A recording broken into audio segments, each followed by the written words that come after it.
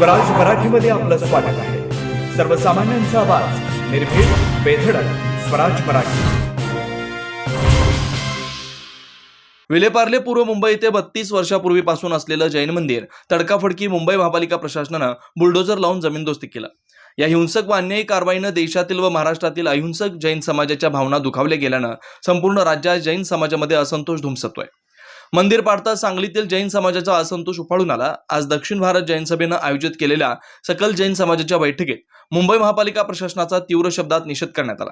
या प्रकरणी महाराष्ट्र शासनानं मंदिर उद्ध्वस्त केलेल्या महापालिकेचे अधिकारी व कर्मचारी यांचं तातडीने निलंबन करावं, त्याच ठिकाणी जैन मंदिर पुनर्निर्माण करावं असा एकमतानं ठराव पारित करण्यात आला।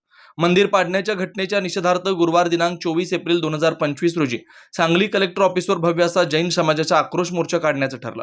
सकाळी 9 वाजता विश्रामबुग येथील क्रांतिसिंह नाना पाटील पुतळ्यापासून प्रारंभ होईल व कलेक्टर ऑफिस समोर मोर्चाचं सभेत रूपांतर होऊन माननीय जिल्हाधिकारी सांगली यांना निवेदन देण्याचं ठरलं।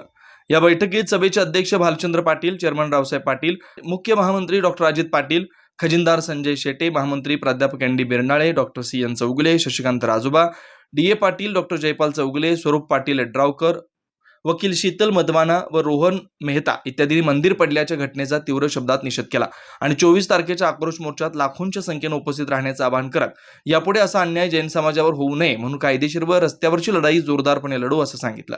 या बैठकीत राहुल चौगुले, सुरेश पाटील, महावीर खोत, जतीन शहा, पोपटलाल डोरले, जनगोंडा थोटे, बाबासाहेब पाटील, दीपक पाटील, अनिता पाटील, सुरेखा पाटील, चांदणी आरबाडे, पत्रकार पल्लवी पाटील, अजित सकळे, श्रीपाल चौगुले, अजित बिरनाळे, सुहास पाटील व सांगली आणि कोल्हापूर जिल्ह्यातील दिगंबर, श्वेतांबर व अन्य समाजातील घटकांचे समाजाचे कार्यकर्ते व श्रावक श्राविका मोठ्या संख्येने उपस्थित होते।